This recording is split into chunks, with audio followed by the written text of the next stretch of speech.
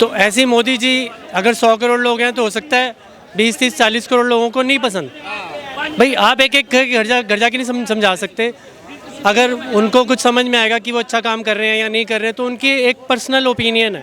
अखिलेश यादव की भी जोड़ी साथ में है, कह रहे यूपी के दो लड़के मोदी पे भारी पड़ेंगे। यूपी के दो लड़कों से मोदी घबरा गए हैं। यूपी के लड़के जो है किसानों के साथ खड़े हैं।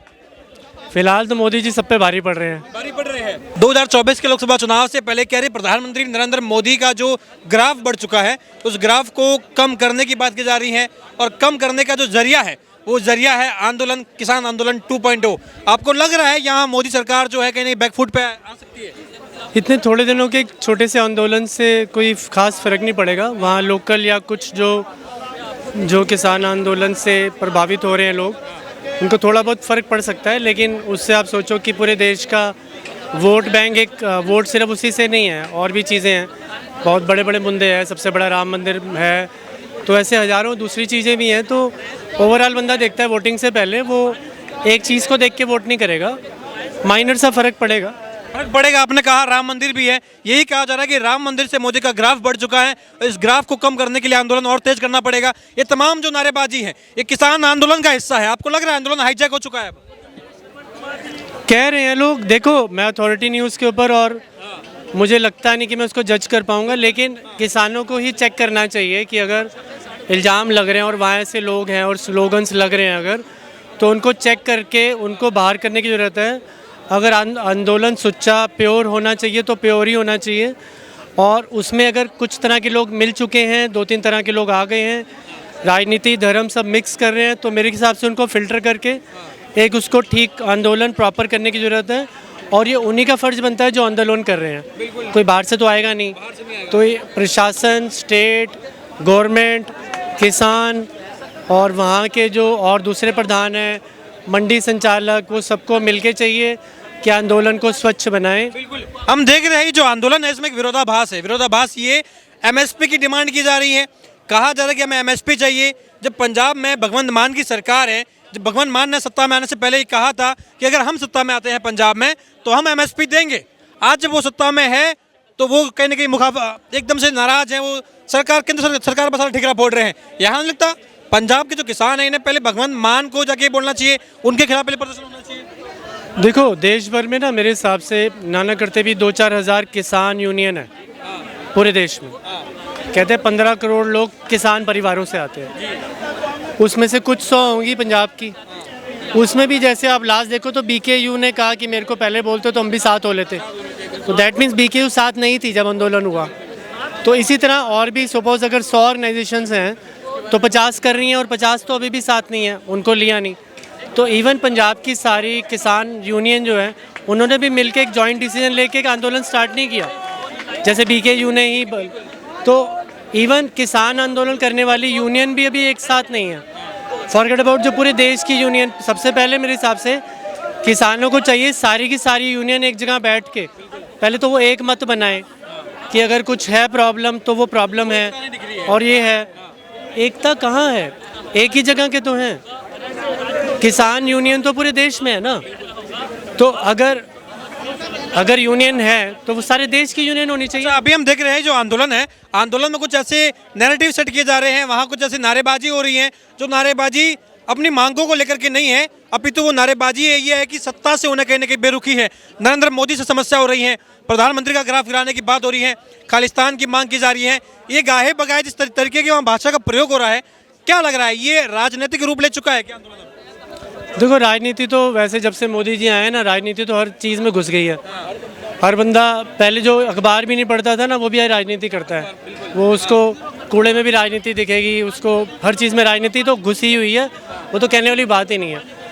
दूसरा देखो, ऐसा है, एक क्लास है, मॉनिटर है ना, हमारे क्लास में 30 बच्चे थे तो मॉनिटर चुनते थे, तो 19 लोगों को एक साइड होता था कि ये बनेगा, 11 लोगों को मंजूर नहीं था। तो जब मॉनिटर चुना जाता था तो वो मॉनिटर बन जाता था, लेकिन 11 लोगों को पसंद नहीं था। तो ऐसे ही मोदी जी अगर 100 करोड़ लोग हैं तो हो सकता है 20, 30, 40 करोड़ लोगों को नहीं पसंद। भाई आप एक एक घर जाके नहीं समझा सकते। अगर उनको कुछ समझ में आएगा कि वो अच्छा काम कर रहे हैं या नहीं कर रहे हैं, तो उनकी एक पर्सनल ओपिनियन है। ठीक है, लेकिन ये भी कहा जा रहा है कि भाई प्रधानमंत्री ऐसे रोक रहे हैं इन लोगों को जैसे पाकिस्तान से कोई आर्मी आई हो। इन्हें रोकने का जो तरीका है वो सही नहीं है। देखो, डायलॉग और स्लोगनरिंग तो इतनी लोगों में इतनी कूट के भरी होती है ना, हर मीडिया और यूट्यूब चैनल को भी वही चाहिए होता है। तो स्लोगन्स से देश नहीं चलता, और बड़ी बड़ी बातें बड़े बड़े वो करने से देश नहीं चलता, ना उससे कोई फ़र्क पड़ता है। तथ्य और आधार पे बात होती है। अगर आपके फैक्ट्स हैं, अगर फैक्ट के बेस्ड ओपिनियन है तो उसमें कुछ सच्चाई होगी। जीत तो एंड में सच्चाई की ही होती है। ये राहुल गांधी वादा कर रहे हैं कि हम अगर सत्ता में आते हैं सबसे पहला काम करेंगे, एमएसपी की गारंटी देंगे, आपको सारी कर्ज माफी माफ कर देंगे, 10,000 की प्रतिमाह की पेंशन हम आपके लिए फिक्स कर देंगे। राहुल गांधी जब ये कर सकते हैं तो मोदी क्यों नहीं कर सकते भाई? राहुल गांधी एक अच्छा बच्चा है, उसको एंजॉय करने के लिए आप कहाँ उसके राजनीति में घसीट रहे हो। उसको एंजॉय करने के लिए ना आप एक बढ़िया इटली विटली जाके अपना राज करे, ऐश करे। वो बीच पे घूमने वाला ना, एक वो he should be in Bollywood और दोज थिंग्स, वो गलत लाइन में है। गलत लाइन में राहुल गांधी। तो उसकी माँ को ही चाहिए कि उसको ही वांट्स टू एंजॉय, उसको शो बिजनेस, शो मैन और एंटरटेनमेंट, और वो उस लाइन का वो है। और अभी वो हम देख रहे जब यात्रा कर रहे हैं, यात्रा में वो बार बार एक नारा भी आ रहा है, जैसे वो यूपी में गए, मेरठ आगरा में गए तो अखिलेश यादव की भी जोड़ी साथ में है। कह रहे यूपी के 2 लड़के मोदी पे भारी पड़ेंगे, यूपी के 2 लड़कों से मोदी घबरा गए हैं, यूपी के लड़के जो है किसानों के साथ खड़े हैं। फिलहाल तो मोदी जी सब पे भारी पड़ रहे हैं, भारी पड़ रहे हैं तो कोई क्या भारी पड़ेगा। और देखो, एक ना हर धर्म में लिखी जाती है बात, गुरबानी में भी है, करनी आपो आपनी के नेड़े के दूर है। आप जैसे कर्म करेंगे ना, आप जितना अच्छा कंटेंट बनाएंगे, आपका चैनल उतना अच्छा चलेगा। मैं जितने अच्छे काम करूंगा, मुझे उतने अच्छे पैसे मिलेंगे, उतने वो मिलेंगे। ऐसे कि हर कोई अपना कर्म का भुगतता है। आज कांग्रेस जो भुगत रही है, ये भी इसके पिछले कर्म है, कर्मों का खेल है। लेकिन मैं जानना चाहूंगा, किसान आंदोलन क्या सही लग रहा है आपको? क्योंकि मांगे है कि भाई एमएसपी में मिलनी चाहिए, एमएसपी की गारंटी मिलनी चाहिए, सरकार से वार्ता हो रही है, पर दोनों में समन्वय की स्थिति हम नहीं देख रहे हैं। समस्या कहाँ आ रही है? ऐसे तो भाई चुनाव भी आ जाएंगे, आंदोलन 6-6 महीने चलता रहेगा। ये पोकलैंड मशीनें लेके आए, जेसीबी लेकर के आए, बुलडोजर वहाँ पर मौजूद है आंदोलन में। देखो, मुझे लगता है कि मांग करना कोई गलत नहीं है। आप मेरे से मांग कर सकते हो, मैं आपसे मांग कर सकता हूँ, लेकिन वो जो तरीका है कम्युनिकेशन का, एक साइड स्टेट गवर्नमेंट भी है, सेंट्रल गवर्नमेंट भी है, वो आपस में बात कर सकते हैं, बैठ के बात हो जाएगी। तो ये बातचीत का मुद्दा है, इससे लड़ाई झगड़ा तो पहली बात, एक कोई भी कौम हो, किसान हो, कोई भी हो, वो स्टेट्स और गवर्नमेंट से थोड़ी लड़ लेंगे, तो वो तो इम्पॉसिबल है। नहीं, पर अभी हम जो वहाँ माहौल देख रहे हैं उसमें पूरी तैयारी है एकदम से। जो ट्रैक्टर वगैरह हैं उन्हें भी मॉडिफाई किया गया है, वहाँ पर हर प्रकार से बचाव का भी तरीका उन्होंने इस्तेमाल कर लिया है।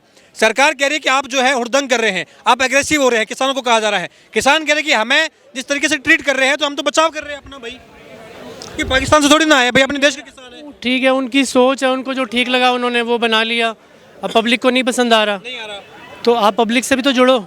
आप पब्लिक से पूछो कि अगर हमने कुछ बनाया या किया है, या हमारा जो तरीका है, अगर पब्लिक कह रही है जी गलत है, तो आप 2 तरह का डायलॉग भी तो लो। मैं कहूँ जी मैं अभी ना एक लेके सब कुछ तोड़ दूंगा, उखाड़ दूंगा, तो बोलने से नहीं होता। अगर आपने कोई तरीका सोचा कि मैं ऐसे जीत जाऊंगा, पार कर लूँगा और नहीं हो पा रहा, तो किसी और को तकलीफ नहीं होनी चाहिए। सिंघू बॉर्डर भी नहीं पार हो रहा अभी, तो पहले सिंघू बॉर्डर क्रॉस करे, उसके बाद तो बाकी बातें आगे की हैं।